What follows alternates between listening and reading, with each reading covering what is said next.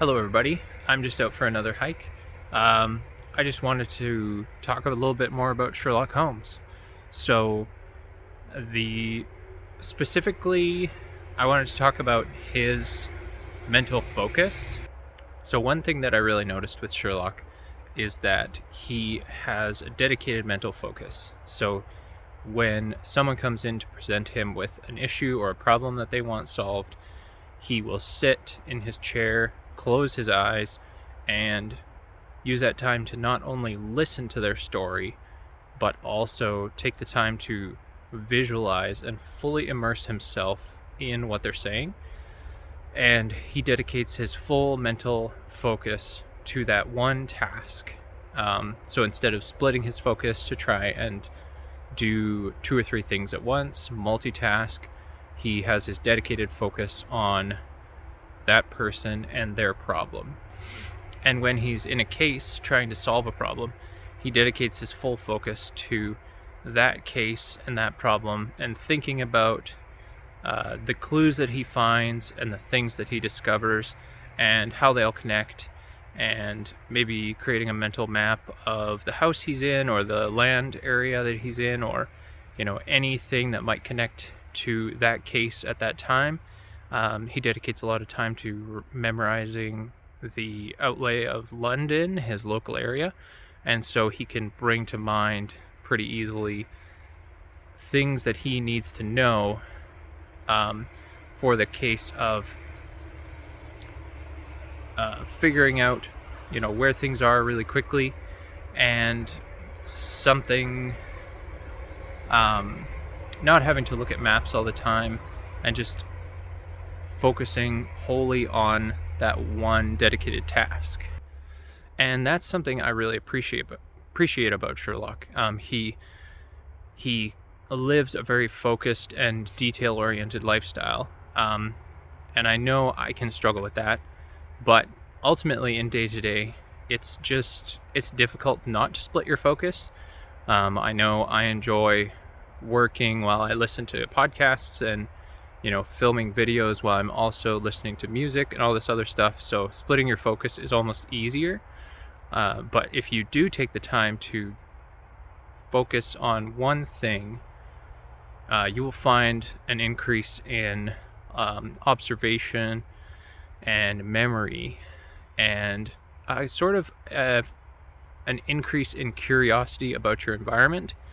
So dedicating your focus to your surroundings and maybe the person that you're talking to will usually increase your interest in what they're talking about, and often be able to respond in a more active and creative way. And focus doesn't have to be another thing to do. It can be something that you can enjoy doing. So dedicating your focus on something that you love, like being curious about things. And Sherlock Holmes is extremely curious, and part of the reason that he dedicates his focus so wholly is because it allows him to be better at what he loves: solving mysteries, solving puzzles. And so often he will put everything else out of his mind, clear his mental attic, and only dedicate mental space to that one task at a time.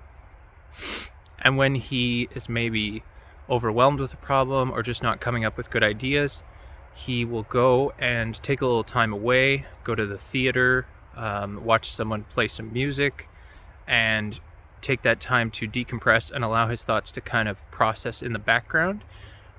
But he dedicates his whole focus to going and not focusing on the case. And he knows that when he comes back later, he can dedicate his whole focus once again to the problem at hand. So yeah, it's just another thing I really appreciate about Sherlock. It's something that I want to try and develop a little bit better.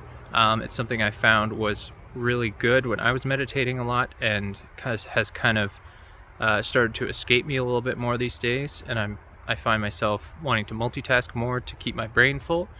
And I think if filling my brain with a single-minded focus can actually bring a lot of stress relief enjoyment, curiosity that you didn't even know you had, and a lot of other things that just, a person will benefit from.